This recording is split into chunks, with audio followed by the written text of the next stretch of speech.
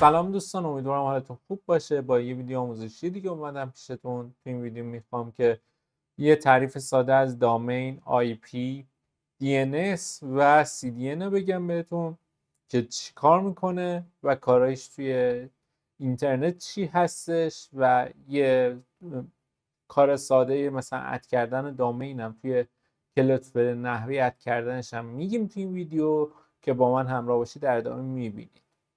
دلیل اینکه این آموزش رو دارم ضبط میکنم اینه که میخوام پنل های ویتوره‌ای هم آموزش بدم کنار آموزش های رایگانی که برای دسترسی کاربرم گذاشتم که اگه کسی کاربری میخواد آموزشی رو انجام بده راحت با استفاده از این بتونه یه پنل برای خودش بیاره بالا و بتونه حداقل برای با یه هزینه پایین‌تر برای خودش و خانواده خودش هزینهش جبران بکنه با یه سروری که راحت میتونن بگیرن. از قیمت‌های پایین داره تا بالا که متوسط سرورهای هتسنر حالا تو ایران نزدیک به $7 ماهیانه است که عددی نمیشه، هلوش مثلا 700 خورده 800 تومان در میاد که میتونید راحت از هر جایی خریداری بکنید که وبسایت های زیادی هست و کلی ترافیک داره و میتونید ازش به رایگان استفاده بکنید.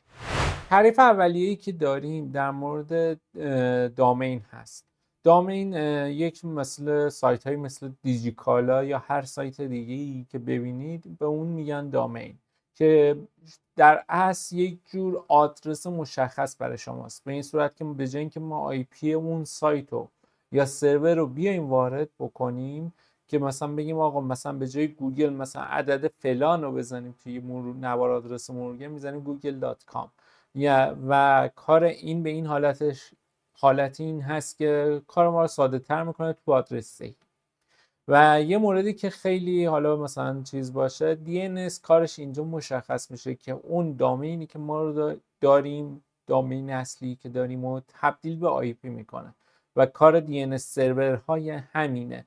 یعنی شما مثلا یه لیست از سایت ها داره، یه لیست از IP ها داره که اونا رو مثلا هر بین سرورهای مختلف معمولا به اشتراک میذارن DNS سرورها و آپدیت میکنن و مثلا ریکوست هایی که به سمتشون میره میگن که آقا این آدرس این آدرس دامین به این آدرس IP ارسال میشه و به این صورت هستش که محتوای شما مثلا میره به اون IP مورد نظر. حالا CDN اینجا بحثش یه ذره متفاوت تر هستش. CDN مثلا شما اگه سرویس های CDN های مختلفی هست ولی معروف ترینش کلودفلره. به این صورته که شما میید IP تون رو توی شبکه کلودفلر اد میدید و یه قسمت پروکسی داره اونو فعالش میکنید و دیتای شما از طریق شبکه کلودفلر به صورت جهانی عبور میکنه. یعنی چی؟ کلودفلر یه شبکه بسیار عظیمی از سرورهای مختلف توی سطح جهان داره و یوزری که مثلا میخواد وصل بشه به سرور شما میاد از شبکه امن کلودفلر عبور میکنه ترافیکش و باعث میشه که ترافیک شما یه جور هاید بشه از نظر خیلی های دیگه و به صورت ایمیل باشه. یعنی به جای اینکه آی پی سرور شما رو مستقیم ببینه طرف یوزر که مثلا آی پی دامین مثلا دارم میگم اسپید تست رو بگیرید، هر موقع پینگش رو بگیرید متفاوت پینگ هاش به خاطر اینکه وصل میشه به اولین CDNی که ریسپان میشه از کلودفلر به شما و اول به اون سرور وصل میشید و سرور شما رو متصل میکنه به سایت اسپید تست و به این صورت مثلا مورد اتک یا چیزهای دیگه قرار نمیگیره. این نمیگم 100% ولی باعث میشه که ایمنی سایت شما بره بالاتر و یک نوع کش ایجاد میکنه تو شبکه کلودفلر، باعث میشه که سریعتر سایت شما لود بشه. حالا CDN های مختلف برای شرکت های مختلف هم هست. مال فیسبوک هست که البته فیلتره که بیشتر به کار خودش میاد برای اینستا و واتساپ و خود فیسبوک و خیلی شرکت های دیگه که برای خودشون CDN های مختلفی دارن. حالا ما میخوایم یه دامین من داتایار خریدم، میخوام اون دامنه رو داخل شبکه اکانت کلودفلرم اد بدم و میخوام که بگم که آقا چه چیزهایی شما لازمه تغییر بدید برای اینکه دامنه شما بتونه داخل کلودفلر قرار بگیره. با من همراه باشید بریم ادامه آموزش. خب این سایت که من حالا ازش دامنه داتایارم و خریدم سایت طلاهاست و همینطور که می‌بینید این دامنمه که خریداری کردم. اینو من یه بگیرم. این سایت طلاهاست و این دامنه‌ای که خریداری کردم و الان میخوام داخل این اکانت کلودفلرم قرارش بدم. شما وقتی بیاید اکانت کلودفلر جدید ساخته باشید تو قسمت دامنه ها میتونید بیاید داخل قسمت این قسمت و دامینی که دارید و اد بدید و من الان دامینی که دارم و اد دادم و اینجا اضافهش کردم. حالا کانتینیو که میزنم اینجا حالا اضافه بیاد یه فایل قسمت ستاپ داره که من اینو اصلا میذارم روی قسمت فری که بتونم مدیریتش کنم. حالت پولیش خیلی امکانات بالاتری داره برای اینکه دیداس نخورید، اتک نخورید و خیلی موارد دیگه. و این من روی فری میزنم و کانتینیو رو میزنم. وای میستیم این مرحله بگذره و بهتون نشون بدیم. برمیگردیم تو پندینگ آپدیتش توی یه صفحه قبلتر دوباره توی اوورویو میایم. خب توی اوورویو بیایم شما میبینید که آقا دامین رو شناخته و به صورت پیش‌فرض که DNS های طلاهاست هست روش اینو داره اونو شناخته، ولی در صورتی که باید به کلودفلر چیز کنیم. خب میایم اینجا این قسمت رو این دو تا آدرس رو کپی میکنیم به ترتیب. اینو حالا کپیش میکنم میام توی پنل طلا هستم تو قسمت تغییر DNS کارگزاری های دامنه.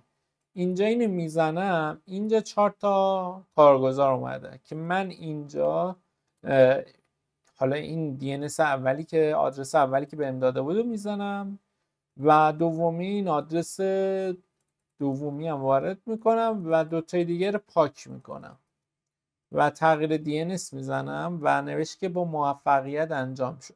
این تغییر DNS و حالا کارگزار DNS ممکنه 1 ساعت تا 72 ساعت زمان ببره تا بروز بشه داخل کلودفلر و از این حالت قرمز مانندی که اینجا داریم، این حالت قرمز پندینگ نیم مونده، تغییر میکنه. اگر مثلا خواستید دستی بدید یه بار چک بکنه هر 1 ساعت خودش چک میکنه، ولی اگه خواستید دستی بدید چک بکنه اینجا یه بار چک نیم سرور میزنید و یه چند دقیقه ممکنه 1 ساعتی میگه آقا ممکنه طول بکشه که این آپدیتش رو انجام بده و نیم سرورها رو بگیره.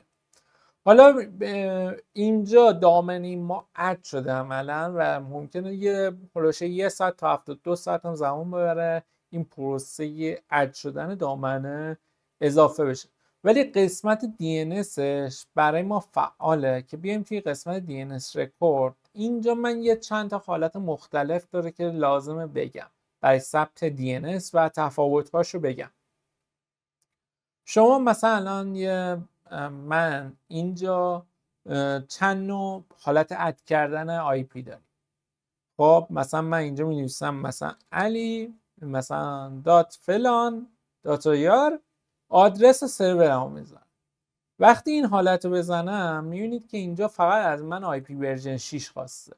اینجا آی پی ورژن 6 خواسته یعنی آی پی سرور اصلیمون میخواد. به این صورتی که اگه ما یه حالت اینجا پروکسی باشه از شبکه CDN کلودفلر استفاده میکنیم، یعنی به صورت سادهش بخوام بگم این تیک وقتی فعال باشه یوزر مستقیم به سرور ما دسترسی نداره، از طریق شبکه کلودفلر به ما دسترسی داره و این حالت امن شبکه کلودفلر میشه. اگه حالت DNS خالی باشه DNS آنلی باشه به این صورتی که دامین IP که ما برای دامینمون ذخیره کردیم به صورت مستقیم به کاربر برمیگرده، یعنی کاربر بدون هیچ واسطه‌ای مستقیم وصل میشه به سرور ما. و اگر توی اکثر VPN ها این قابلیت شناسایی داره مگه اینکه حالا بسته به پروتکلش ممکنه این مورد متفاوت باشه.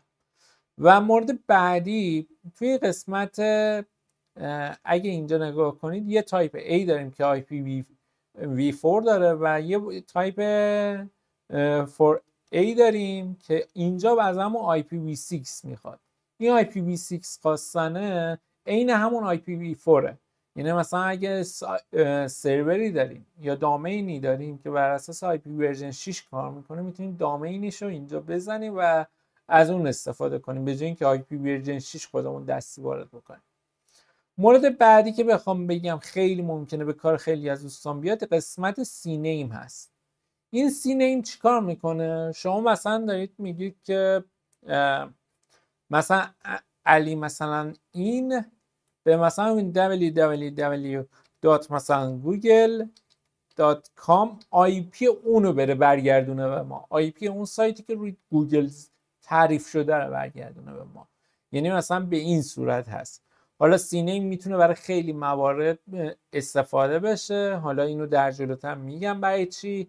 این سینیم هم مد نظر قرار بدید که آقا با سینیم کردن حتی ممکنه یه سری آدرس IP که فیلتر داخل ایران IP بکشون که میخواید دریافت کنید با استفاده از یک دامنه واسط میتونید دریافت کنید که این به کارتون میاد. اینو بعدا مد نظر قرار داده باشید که حالا بهش میپردازم در ویدیو آموزشی بعدی که به کارتون بیاد. امیدوارم که از این ویدیو خوشتون اومده باشه. لایک، کامنت، سابسکرایب یادتون نره. تا ویدیوی دیگه، خدا نگهدار.